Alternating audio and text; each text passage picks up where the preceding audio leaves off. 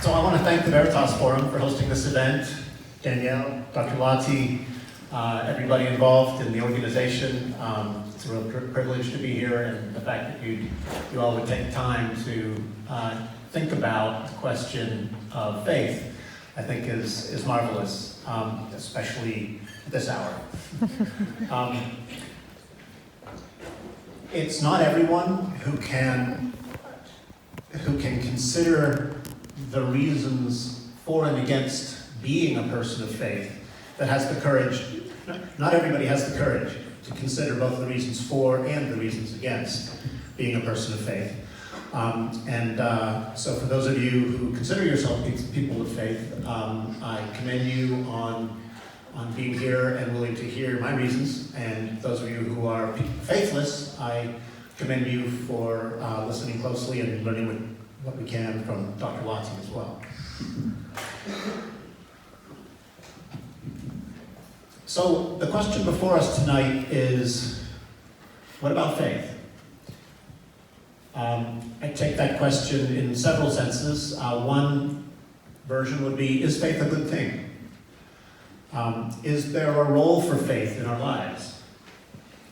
Is there a place for faith in the academy? Is faith as a character trait a virtue or not? I think the only fair answer that anyone can give to this question is it depends. It depends in particular on what we mean by faith. There are kinds of faith that are certainly benign, and there are kinds of faith that are, I think, malignant. So right outside this auditorium on the football field here, I used to run a character development summer camp for children. And every day of the week, we try to teach the kids a lesson using the game of Ultimate Frisbee, which is self-refereed.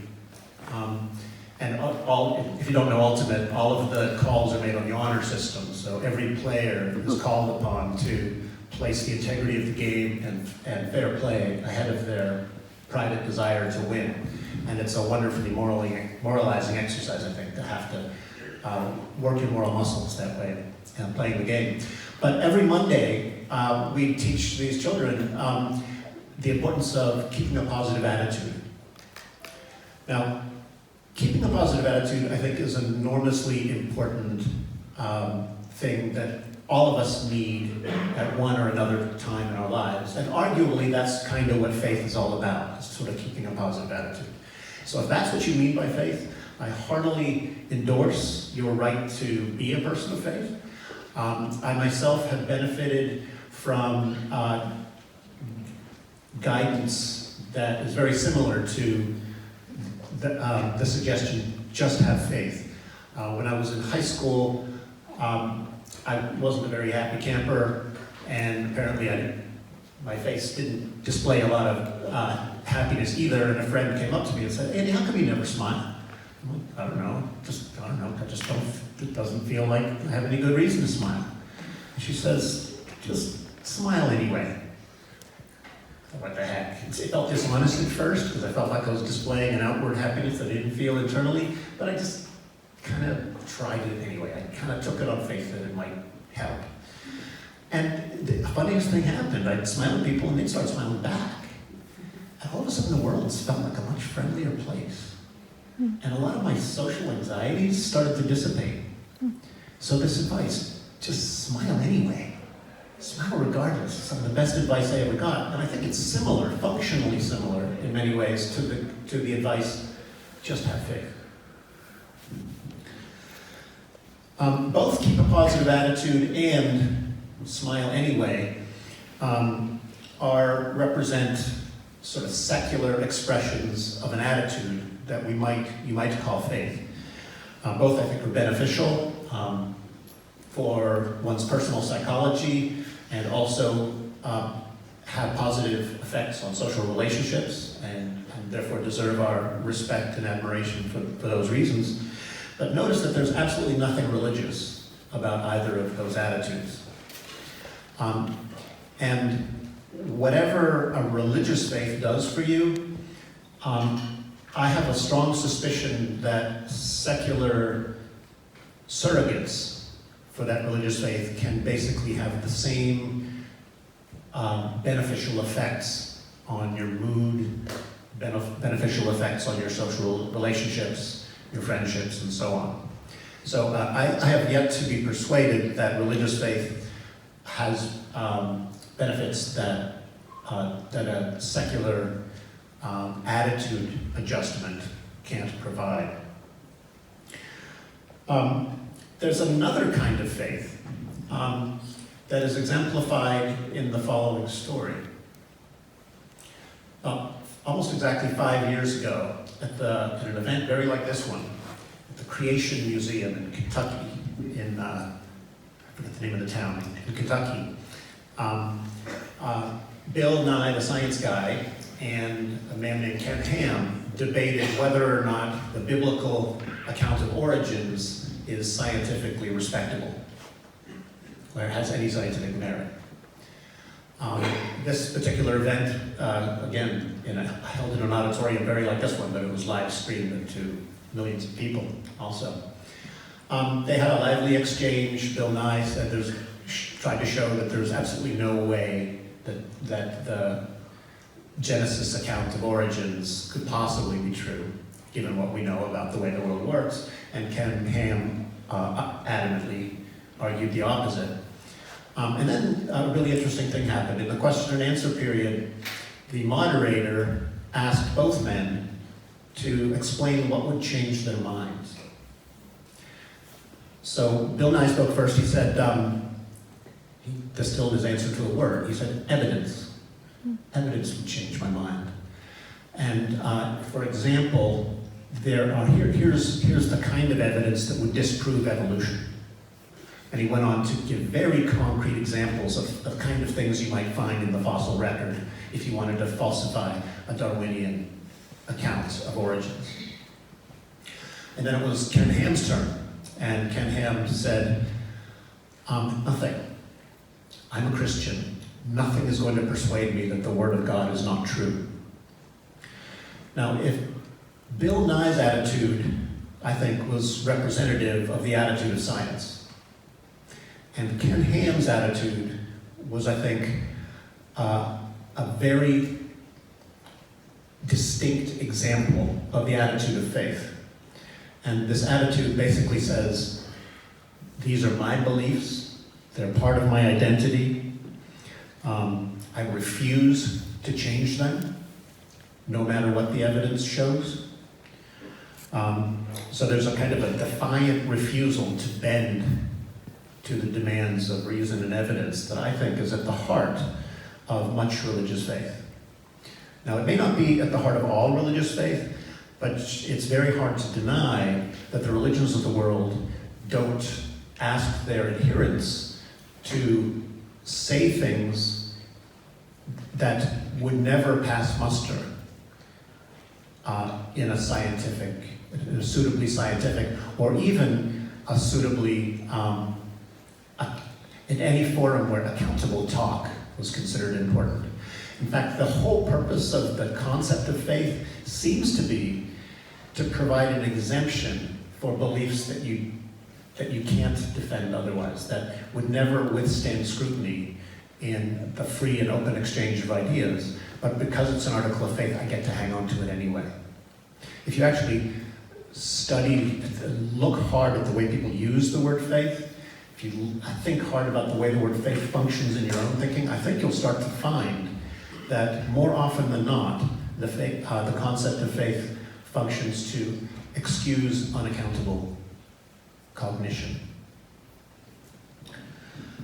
And I worry about this for a number of reasons. One of them is that we live in a world right now where the political system of our country is fraying, in part because our politicians, all the way up to the highest office of the land, don't care about the norms of accountable talk. Our commander-in-chief right now, the president of our country flouts rationality norms at every turn. And not only does this prevent facts from having the weight they deserve in public policy disputes, but it also turns people against one another. So I think the scientific attitude, by comparison, can anchor our thinking in the facts, number one. But the structure of scientific inquiry and discourse is also such as to compel people to give up views that are not defensible and not evidence-based. And it's only by being willing to part with those, with the ideas that divide us, that we can come together in dialogue and really create a well-functioning social whole. I like to say that I like to study dialogue and how it works. And I think the norm at the very heart of dialogue, of all dialogue that works, is if you have the better reason, I will yield. But if I have the better reason, you agree to yield. And when somebody like Cunningham walks into a discussion and proudly declares that nothing will change his mind, he's essentially saying, to heck with that norm. The same way Donald Trump says, to heck with that norm, day in and day out. And you can see the corrosive effect it's having on American democracy and on civil society right now. But of course, as people are fond of saying, Donald Trump is a symptom, not the root cause of what's wrong in our culture today. And I think that's right. Various factions in American society have been defying the norms of accountable discourse for decades for political gain, and we're seeing things fray as a result. But the problem is that when you defy a norm, it starts to erode, and that norm ceases to bind us together into a civic whole that can actually talk together in productive ways. And my worry about the whole concept of faith is that it starts the ball rolling down that very slippery slope. You teach people that it's okay to say, to heck with the evidence when it comes to my religious beliefs, then they're more likely to do the same thing when it comes to scientific debates, or moral debates, or political debates. I want to give you some evidence that supports my claim that faith has this kind of effect on people and their psychology. Do you know what demographic group supported Donald Trump more in greater numbers than any other demographic group studied? White evangelical Christians. 81% of American white evangelical Christians voted for Donald Trump. One of the best predictors of voting against Donald Trump was being a secular American, a non-believing American. Is it possible that religious faith paves the way for obeisance to a demagogue? If you practice the idea of being obedient to God day in and day out, are you more likely to be hoodwinked by a would-be autocrat? Seems to me, yes. Just a couple weeks ago, a study came out from the Public Religion Research Institute.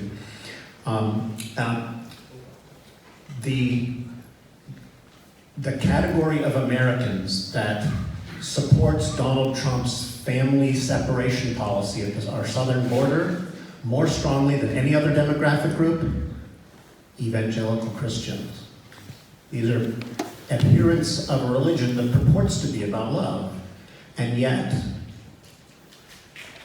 it's one of the strongest indicators of support for one of the most inhumane policies we've seen our government enact in a long, long time.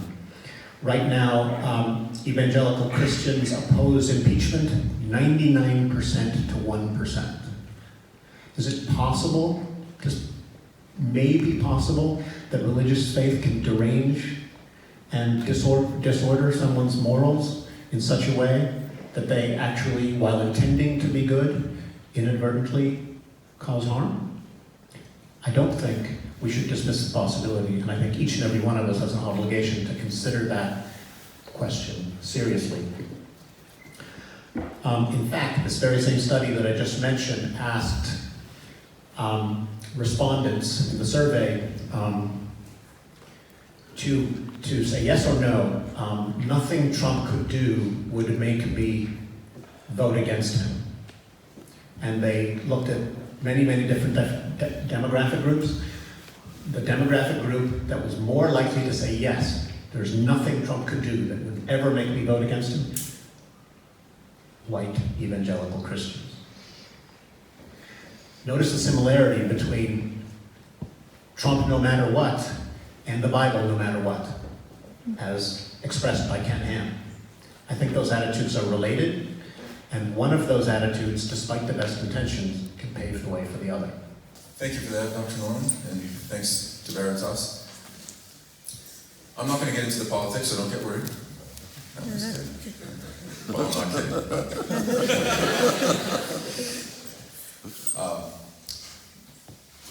I'm going to start with this we evolved part. I used to teach a big non-majors course called the Biology of Social Issues at the University of Massachusetts. And my favorite day was when I would start with a slide with a round single-celled organism on one side of it, and then a human on the other, actually a college student, preferably somebody from that very class. And I would ask for a show of hands, how many of you believe that given enough time, through a series of gradual changes, that single cell could eventually lead to this person with 30 trillion cells and about 100 billion of them making up the brain, the most complex object on the planet that produces advanced cognition, consciousness, self-awareness, the ability to express our thoughts in language. How many of you believe that that happened through a natural process? Then among those hundreds of students, about as many as are in this room, maybe even more, some would put their hands up and some would keep them down. Others clearly weren't sure, and a lot of them probably had never been put on the spot about that question. And some who left their hands down would frown and shake their heads. Then I'd reveal that the microbe was actually a human zygote. And now suddenly everybody in the room would accept that in just a few years, through a gradual biological process, that single cell with parts that are not very much different from any primitive eukaryote could become something that thinks and feels and creates civilizations, the most amazing organism in the world. It happens all the time. As a matter of fact, just since I've stood up here talking to you, this process has begun anew 750 times on the planet. So why is one biological process doing something over a few years totally fine with all of us, but we are concerned in talking about today a different biological process doing the same thing over 3 billion years, and nobody thinks development or ontogeny poses a problem for faith or belief in God. We would never have a discussion of that, or you wouldn't show up for one. So why are we here talking about whether evolution poses a problem for faith in God? Well, and it's certainly not because the Bible and science agree about the process of development. We should get that straight. The ancient Hebrews thought that we started out as tiny versions of ourselves, encased essentially in seeds by the males and planted in the field of the female womb, whose job it was simply to be fertile, like a nutritious soil. The Bible assumes that its audience has this understanding or this view of development. And the language of the Bible is just as poetic and non-scientific about the formation of our bodies as it is about the formation of our universe. But the description, nevertheless, is meaningful and it's beautiful. So, for instance, listen to this from Psalm 139. For you formed my inward parts, you knitted me together in my mother's womb. I praise you, for I am fearfully and wonderfully made. Wonderful are your works, my soul knows it very well. My frame was not hidden from you when I was being made in secret, intricately woven in the depths of the earth. Your eyes saw my unformed substance. In your book were written, every one of them, the days that were formed for me, when as yet there was none of them. No Jew or Christian makes a big deal about knitting and weaving and the depths of the earth, and contrasts that with modern developmental biology, and for good reason. The point here is clearly not to give a technical account, but to praise God for what he has done and to acknowledge the timelessness and depth of God's love for each of us individually. The timelessness and depth. And no Jew or Christian insists that since the Bible in many places credits God directly for embryonic and fetal development, even though it does this, no Jew or Christian insists that we have to accept this as a miraculous intervention such that no science could ever touch it. Nobody says that. But Christians, since Darwin, have sometimes gone a little bonkers when it comes to evolution, doing both of these things. So insisting that biblical statements about creation ought to be read as technical descriptions, for one thing, and then insisting that since the Bible credits God with creation, that we have to reject any science of that as a matter of faith. Now, even though I asked earlier rhetorically why some of us do this, I'm not actually going to answer that question now, even though I do think there are a number of main motivations, and none of them are scientific in nature. Right now, I'd rather not dwell on mistakes, and I like the fact that we're going to take evolution as a given today. And that's great, but I've already given you my take on the question of the title of tonight, which is, given that we evolved, what about faith? What about faith in God? Which is just no problem. I mean, it's the same answer as if you had asked me, what about faith in God, given the fact that we have blood circulating in our bodies, or that we we develop from a zygote. So I'm essentially saying that the process of organismal development, which nobody takes to be a problem for faith in God, has the same philosophical status, meaning the same theological and metaphysical implications, as the equally historical but longer term between generation process of evolution. Development is fine for faith in God. Evolution is fine for faith in God. But of course, I don't just want to stop there. So right now, what I'd like to do is entertain a few positive ideas about what an understanding of evolution can mean for a faith in God. I'm not going to argue for faith. I'm going to assume right now that you are a believer. And I know this is not true, but I'm just rhetorically, this is what I'm going to do. And that you also embrace evolution. And what should that mean, or what can it mean for your faith? And I hope that this isn't boring to the non-believers here, but hey, we're privy to or subjected to atheistic accounts of what evolution can mean for faith all the time, right? That's some of the most famous writers, science writers on the planet right now. So now it's your turn to be patient, if you don't mind. So I'll specifically be talking about the Judeo-Christian God, although Muslims will doubtless find some points of resonance. Okay, so three statements actually in particular about what about God now that a believer embraces evolution. It happened to be 3 H's. I promise I didn't plan it like a sermonizer, but it turned out to be history, humility, and holism. You probably don't believe me that I didn't plan it, but it's fine. So first, evolution will highlight the role for you of history, of time, in relation to God.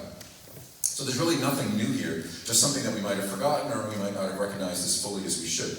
God is the creator of a 4D world, a world of space and time. And I think it's really appropriate, it's great that a Jewish physicist in the last century was the one to show this to us, using science, when it was Jewish followers of God thousands of years ago who were the first to present the idea to us that time is part of the created order. But it's Darwin, for me, and not Einstein, who shows us most precisely what it means to always have the time dimension in mind when we say nature or creation. Evolution is inherent in life. So when the kids sing, "He's got the whole world in his hands," we have to think of this as not today's time slice of the world. That's what I thought of it when I was a kid. It is the entire world, including from its beginning to its end. And in case we miss this dynamic thinking about creation, evolution will force it upon us. And I'm glad for that. All Genesis 1 days of creation are happening all the time. So when we wonder what it means for God's relationship with us if we're descended from apes, for instance, take this dynamic thinking. Remember Jeremiah 1:5, before I formed you in the womb, I knew you. Before you were born, I consecrated you. So we're developmental descendants of dumb zygotes. But God knew us there anyway. And we're evolutionary descendants, not only of apes, but all the way back to dumb prokaryotes. But God knew us then anyway. God isn't shackled by time, so time presents no theological problem. In fact, to remove time from our understanding of creation removes a dimension from our understanding and actually causes a bunch of problems, not only theological but also scientific. All right, so that's about history. Second, what an appreciation of evolution does, in particular in evolutionary anthropology, an understanding of ourselves, gives us a reason to be humble. And it's yet another instance of God, of the Bible, always fostering our humility and warning us against putting on airs. We didn't pop out of God's ear in full armor, like Athena. We didn't come floating to shore in a seashell heralded by trumpets. We were molded from ordinary dirt. And that's whether you take the Bible figuratively or literally. In this, evolution and the Bible tell us exactly the same thing. We have a humble history. We are more than apes. We are apes, but we're more than apes. We're crazy smart. We bear the imago Dei, but we're given this as a gift. We didn't make ourselves. And we do come from apes, and we shouldn't forget our roots. But that's uncomfortable, isn't it? I mean, I've got a little bit uncomfortable even saying that, even though I accept this like I accept that the earth goes around the sun. But it is awkward sometimes to say that word, apes. Apes. You know? It's tempting not to think about our roots. Because we're self-important, stiff-necked little people, just like the original little group of desert folk that God chose to represent him in the ancient world. Those are his insults. In fact, the story of God's stewardship of his people throughout the Bible is repeatedly a story of God choosing to make himself known through very modest material. From choosing Moses to speak to him who couldn't speak well. I think he could have done better than that. Or whittling down Gideon's army to only a few hundred people. To choosing fishermen and tax collectors as the disciples, and on and on. Lest we should boast. Lest we should boast, right? And yet we still like to boast. So evolution maybe knocks us down a peg. Makes it harder to boast about our elevated nature, and that's a good thing. And the God of the Bible makes plain that he has no difficulty dealing with people with modest opinions of themselves. It's the conceited ones that are the problem, right?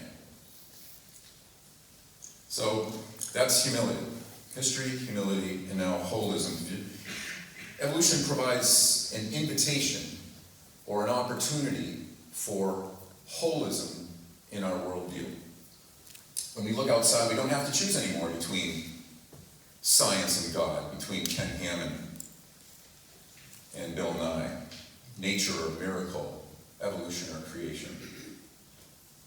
Now, if you're still in the process of incorporating evolution into your worldview, I know how you feel, and it's maybe you hold those two aspects in your mind somewhat awkwardly, like two strangers stuck in an elevator or something. But when you fully embrace the evolutionary story, you get a robust nexus between the empirical and the theological, the two books, so to speak, of God's works and God's words, bios, logos. The theistic evolutionist, if you want to call it that, can no longer see, for instance, a tree as merely an individual, even if created by God. Rather, forever after, that tree will be the tip of a gigantic iceberg of ancestors stretching back as far as time itself, life itself, and representative of not only its own species, but its relatives among other trees, other plants, and ultimately, through innumerable reproductive connections, all of life itself, including us. If you're a theist and you don't have that expansive view of life, of creation, you can't imagine what it will do to your appreciation of God's creative activity and produce. So I recommend it. So there it is, a little bit anyway about what I think that the realization that we evolved should do to a, in this case, straight ahead, good old-fashioned faith. Now, of course, I'm not saying that any of this provides an argument for the existence of God per se. Each of us has to make that decision for ourselves. I've been assuming it, like I said, just for the sake of the points, so that you can see we evolved. Now, if you're a believer, what about faith? But it's important that we address this matter honestly, and that's one of the reasons I put it in that way, because that kind of honesty isn't always done. We don't want to be fooled by fake arguments for the existence of God that don't hold water, such as the old creationist claim that we don't have any natural explanation for complex eyes and flagella.